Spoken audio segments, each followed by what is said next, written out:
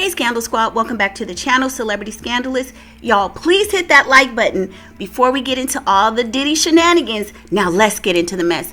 So you guys, it is the weekend, okay? It's the weekend, so you would think that, Diddy's team and stuff with Diddy would kind of be on pause until Monday next week when they resume the testimony of Jane Doe.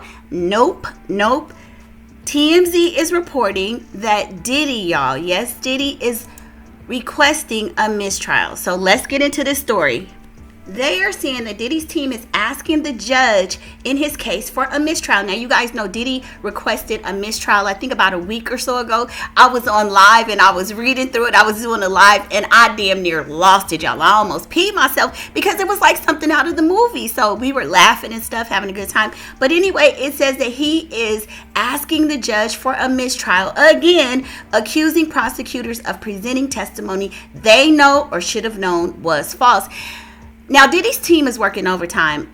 Y'all know I was in litigation before, but I ain't never seen nobody work like 24/7 like this. I know trial prep is crazy, but Diddy is paying millions, so his attorneys are pretty much a 24/7 operation. This is pretty much unusual, these weekend filings and everything. But it goes on to say the rapper and mogul's legal team filed the letter Saturday morning. See, they are working on the weekends. And the reasons for their request are related to the testimony about the alleged incident where Brianna Bongolan, a friend of Cassie's and fashion designer, says Diddy held her over the edge of a balcony 17 stories in the air. Diddy's lawyers are saying prosecutors presented the untrue testimony when Cassie testified about the incident because she said she actually saw Diddy holding Brianna, aka Bonna, over the balcony's edge. However, texts from Cassie to Christina Quorum, one of Diddy's employees, often called his chief of staff, indicate she didn't actually see the incident because she texted, "I just found out some crazy-ish." That is a discrepancy that could be a problem. Diddy's attorneys also point to the photos prosecutors showed of Brianna's alleged injuries. So you guys remember that she had showed some photos. Now, there was some issues with the metadata, but I'm going to talk about that a little bit later. Remember, Bongolan testified that Diddy dangled her over the edge of the balcony, then pulled her back onto the balcony and flung her into some furniture.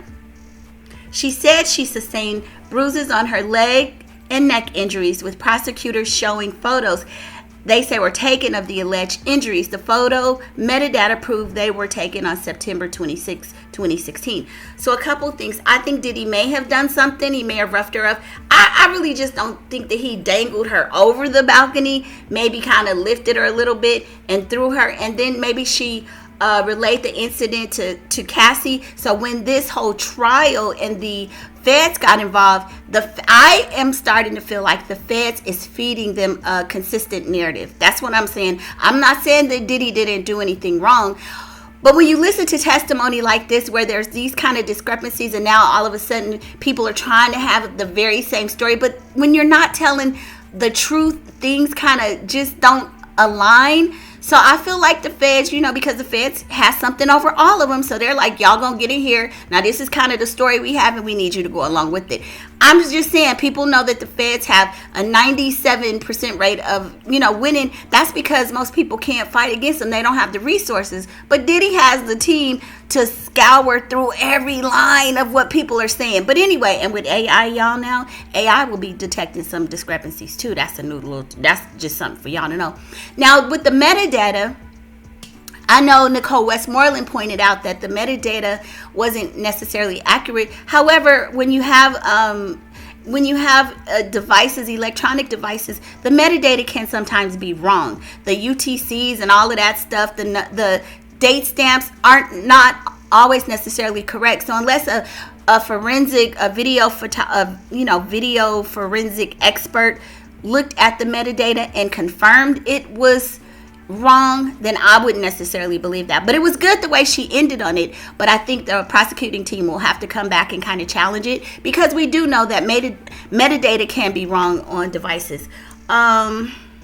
It goes on to say, however, Diddy's team presented evidence that the mogul was on the East Coast and couldn't have done anything he was accused of on September 26.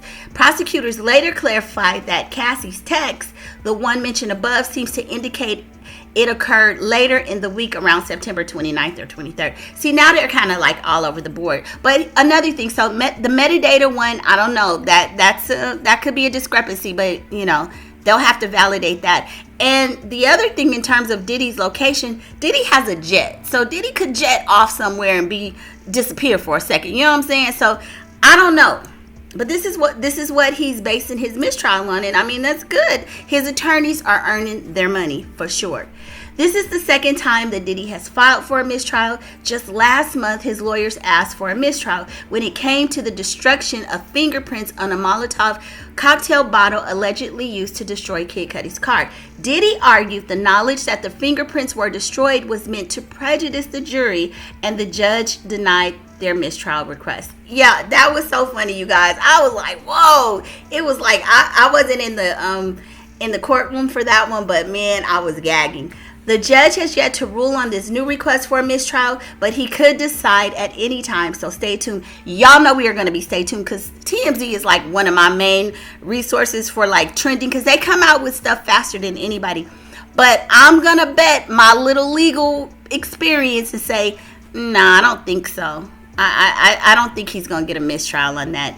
That's just another discrepancy of evidence, and I think he's going to let the jurors weigh in on that. I don't think that's a big enough issue. I think it's going to have to be a bigger technicality or something. And so yeah, that's just a lie. Maybe they can, as I've said before, maybe they can impeach her credibility. And another thing, I said this before, I confirmed with Simone, Girl Is That Legal, attorney Simone, that if this was a theory that I was thinking, Banner was on the stand saying that they did a copious amount of drugs, like they stayed high. So it's hard for me as a juror, if I were a juror during this particular case, I would be like, well, how the hell do you remember all these details? You remember some things so crystal clear, but other things, because remember some stuff, she was like, I don't remember, I don't recall. She didn't recall things that happened 2 days before, but you remember stuff from 10 years ago when you was allegedly getting high all the time. Could her credibility be impeached because she admitted to an excessive amount of drug usage? And Simone said yes. Okay. But anyway, y'all jump in the comments and let me know your thoughts, and I'll see you on the next video. Bye.